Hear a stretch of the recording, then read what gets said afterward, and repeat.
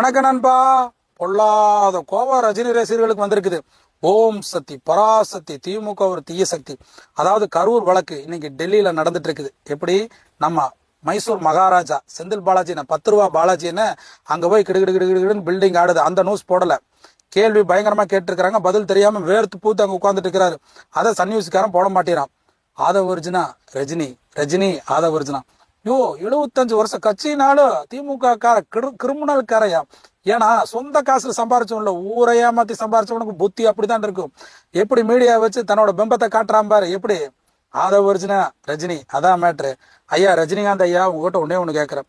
தூத்துக்குடியில ஒரு பெண் பாலியல் வன்கொடுமை ஒண்ணு இறந்து 1 வாரம் ஆகி குற்றவாளி கண்டுபிடிக்கல.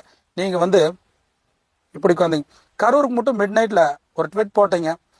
தமிழ்நாட்டில் எத்தனை பாலியல் வன்கொடுமை நடக்குது, சிறுமிகள் பலாத்காரம் நடக்குது, ஆணவ கொலை நடக்குது, படுகொலை நடக்குது. அப்போல்லாம் ரஜினிகாந்த் ஐயா இப்படி இருக்கிறாங்கன்னா இப்ப பேசுறாருன்னா காரணம் யாரு?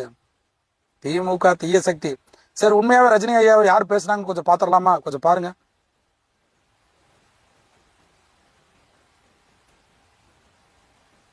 மண்டைக்குள்ள மயிர்தான் மட்டும் மூளையை நடந்து பரதேசி போயிருக்கு. மரியாதை ரஜினிகாந்த் இந்த 1ஆம் நம்பர் கேப் மாதிரி மஞ்சப்பொடி மாமா பேசுறப்போலாம் இப்படி உட்கார்ந்துருந்தீங்க. இன்னைக்கு ஆதவர்ஜுனா உங்களுக்கு தப்பா பேசிட்டாரு. அப்படி என்ன அவர் தப்பா பேசினாரு?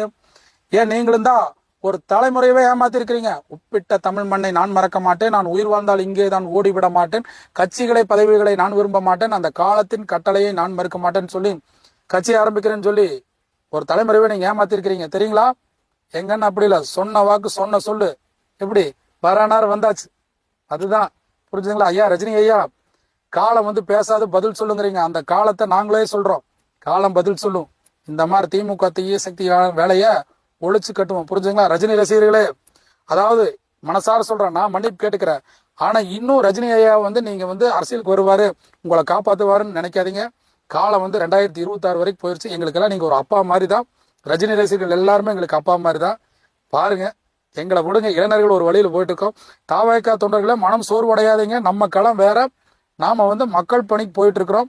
நம்மளோட விஷயம் வேற. தயவுசெய்து சிந்தித்து வாக்களியுங்கள். எதையும் டைவர்ட் ஆகாதீங்க. இதெல்லாம் திமுக தீய சக்தி பண்ற வேலை. 10 ரூபா பாலாஜி என்ன பிரச்சனையை டைவர்ட் பண்றதுக்கு உண்டான வேலை. சிந்தித்து வாக்களியுங்கள். மக்கள் பேராதரவில் தாவேக்கா. நம்ம சின்ன விசில் சின்னம்.